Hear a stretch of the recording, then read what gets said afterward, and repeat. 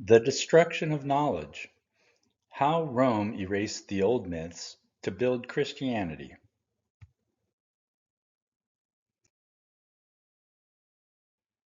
The world of the Roman Empire was steeped in mythologies, mystery religions, and philosophies.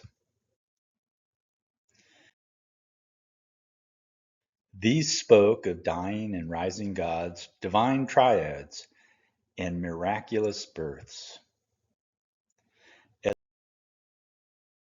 Rome consolidated Christianity into an imperial religion, it borrowed heavily from these older traditions.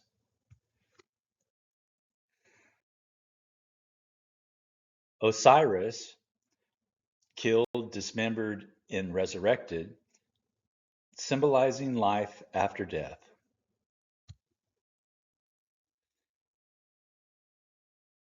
Dionysus, god of wine, torn apart and restored, embodying rebirth and transformation.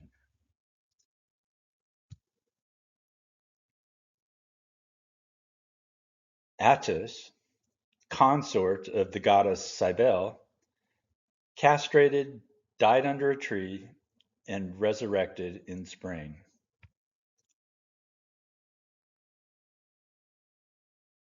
Paul was a Roman citizen who lived in Tarsus, a city with strong ties to Greco-Roman religion. He moved in a world where the gods, Osiris promised resurrection, Dionysus offered salvation through ecstasy and sacred wine, and Attis symbolized death and rebirth. In Paul's mind, the resurrection elevated Jesus from being the hoped for Jewish Messiah to being the exalted Lord, both God and Christ. Paul's letters had far more influence on the creation of the Bible than the teachings from the Jerusalem church, founded by James, Jesus' brother, and two of the apostles, Peter and John.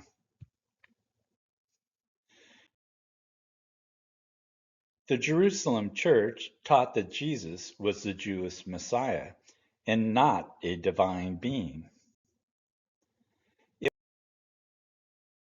wasn't until the 3rd century that the idea of Jesus as God, Son, and Spirit in one entity started to develop. At the Council of Nicaea, Jesus was declared of the same substance as the Father.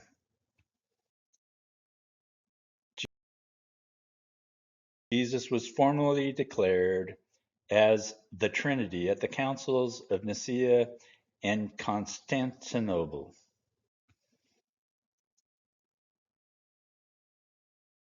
Was such a conclusion influenced by divine triads in pagan beliefs?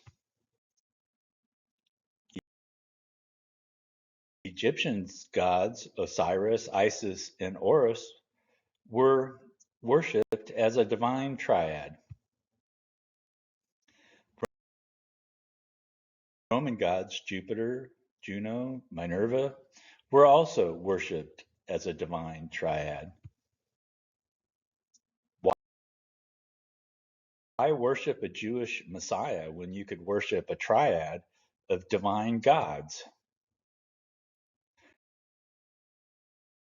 Raising the status of Jesus from a Jewish Messiah to a divine triad made him as worthy of worship to the masses as the divine triads of Roman and Egyptian gods.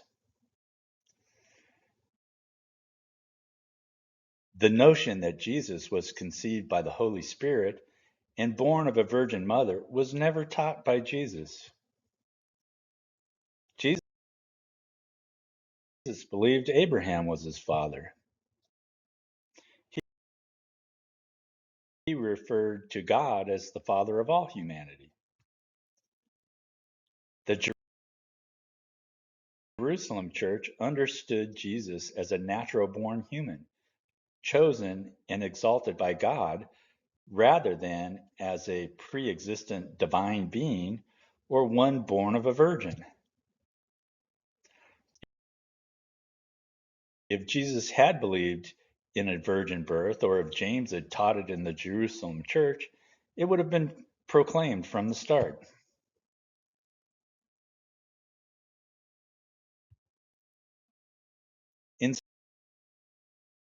Instead, the tradition appears decades later. Not even Paul floated the notion of a miraculous birth for Jesus. This notion of a virgin birth did not appear until around 60 years after the crucifixion. The addition to the Christ story of a virgin birth would make Jesus appear more divine and worthy of worship.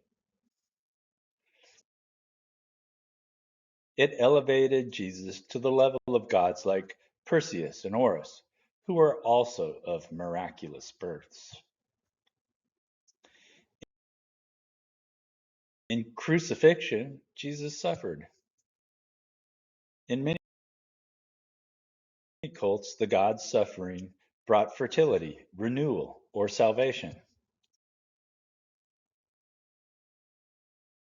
While this teaching is consistent with the teachings of the Jerusalem church, it could be construed as a construct to make the character in a story fit a divine mold.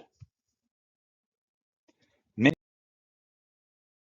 thoughtful people in the 4th century saw Constantine's new imperial Christianity as artificial, even manufactured. The religion Constantine authorized was not the raw faith of James's Jerusalem church.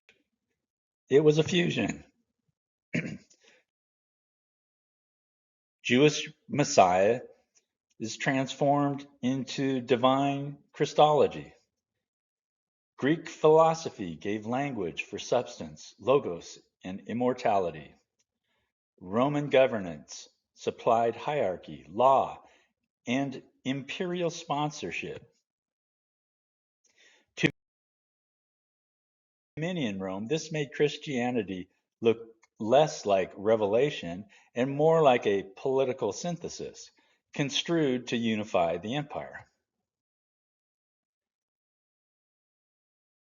Pagan thinkers like Porphyry and Julian the Apostate argued that Christianity was recent, derivative, and incoherent compared to the long traditions of Plato or Homer.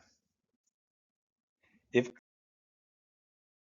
Christianity looked too much like a reworking of old myths, it would lose its claim to uniqueness.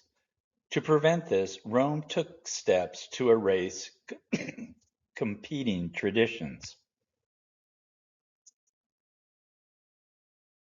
In 391 CE, the Christian emperor Theodosius banned pagan worship. Theophilus, bishop of Alexandria, ordered the destruction of the library there. Pagan shrines, images, and texts were burned. Gnostic texts, which portrayed Jesus as a revealer of knowledge rather than a sacrifice, were destroyed. Only hidden collections like the Nag Hammadi library found in 1945 preserve the alternative voices.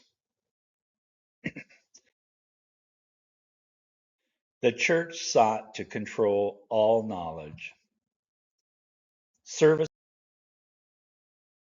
were conducted in Latin, inaccessible to peasants.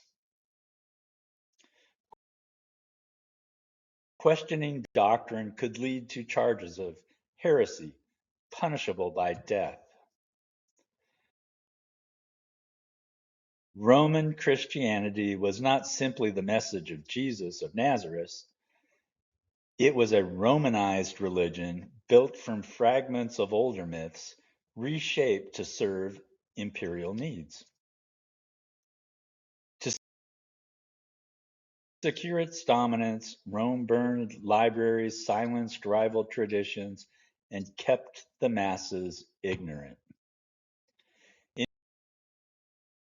In doing so, it presented a fabricated faith as timeless truth, while hiding the evidence of its mythological borrowings. The